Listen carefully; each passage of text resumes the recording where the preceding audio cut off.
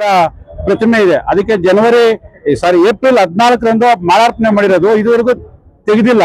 ಅದ್ರ ವಿರುದ್ಧ ಹೋರಾಟ ಮಾಡ್ಬೇಕಂತ ನಾವು ಬಂದಿದ್ದು. ಬಟ್ ಅನ್ಎಕ್ಸ್ಪೆಕ್ಟೆಡ್ ಆಗಿ ನಮ್ಗೆ ಗೊತ್ತಾಯ್ತು ನಮ್ಮ ಸಂಸದರು ಬರ್ತಾ ಇದಾರೆ ಅಂತ.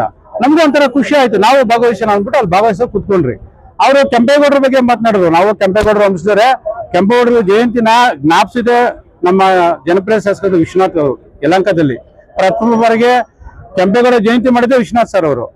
ಆದ್ರೆ ಇವತ್ತು ಸಂಸದರು ಮಾಡ್ತಾ ಇದ್ರೆ ಸಂತೋಷ. ಅವ್ರೇನೋ 5 ಕಿಲೋಮೀಟರ್ ವಾಕ್ ಟರ್ನ್ ಮಾಡ್ತೀನಿ ಅಂದ್ರು, ಸಂತೋಷ. ಆದ್ರೆ ನಾವು ಕೇಳೋ ಪ್ರಶ್ನೆ, ಅವ್ರೇನ್ ಮಾಡಿದ್ರು, ಪ್ರೆಸ್ ಮೀಟ್ ಎಲ್ಲ ಆದ್ಮೇಲೆ ಪತ್ರಕರ್ತರ ಪ್ರಶ್ನೆ ಕೇಳಿದಾಗ, ಸ್ಥಳೀಯ ಶಾಸಕರ ಬಗ್ಗೆ ಕೇಳಿದಾಗ ಅವರು ಪಕ್ಕದಲ್ಲಿ ಇಬ್ರು ಕೂರಿಸ್ಕೊಂಡು ಇವರು ನಿಷ್ಠಾವಂತರು, ಬೇರೆ ಎಲ್ಲ ನಿಷ್ಠಾವಂತ ಅಲ್ಲ ಅನ್ನೋ ರೀತಿಯಲ್ಲಿ ಮಾತನಾಡಿದಾಗ, ಪ್ರಾಮಾಣಿಕತೆ ಬಂದಾಗ ನಮ್ಗೂ ಸ್ವಾಭಿಮಾನ ಅನ್ನೋದಿರ್ತದೆ.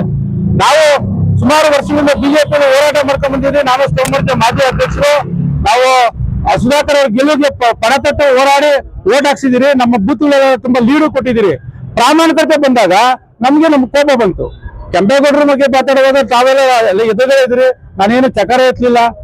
ಯಾವತ್ತವರು ಕಾರ್ಯಕರ್ತರ ಬಗ್ಗೆ ಗೊಂದಲ ಸೃಷ್ಟಿಸಕ್ಕೆ ಶುರು ಮಾಡಿದ್ರು, ಅವಾಗ ನಾನು ಪ್ರಶ್ನೆ ಕೇಳಿದೆ, ಏನ್ ಸರ್ ನಿಮ್ ಪಕ್ಕದಲ್ಲಿರೋ 2-3 ಬಿಟ್ರೆ ಬೇರೆ ಯಾರು ಇಲ್ವಾ ಅಂತ. ಏನ್ ಹನುಮಯ್ಯನವರು ಇವತ್ತು 420 ಕೆಲಸ ಮಾಡ್ತಾ ಇದ್ರೆ ಪಕ್ಷದ ವಿರುದ್ಧವಾಗಿ. ಅವರು MLA ಅವರಿಂದನೇ ಹನುಮಯ್ಯ ಅಂದ್ರೆ ಯಾರಂತ ಗೊತ್ತಾಯ್ತು ಕ್ಷೇತ್ರಕ್ಕೆ.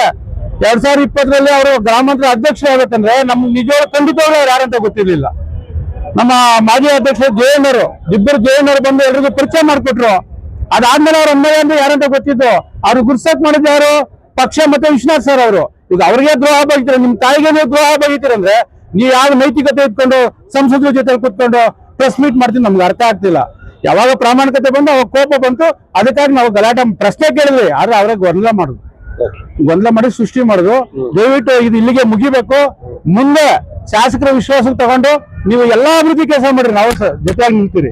ಶಾಸಕರು ಬಿಟ್ಟು ಮಾಡೋದ್ ಬೇಡ ಅನ್ನೋದೇ ನಮ್ ಕಿವಿ ಮಾತು.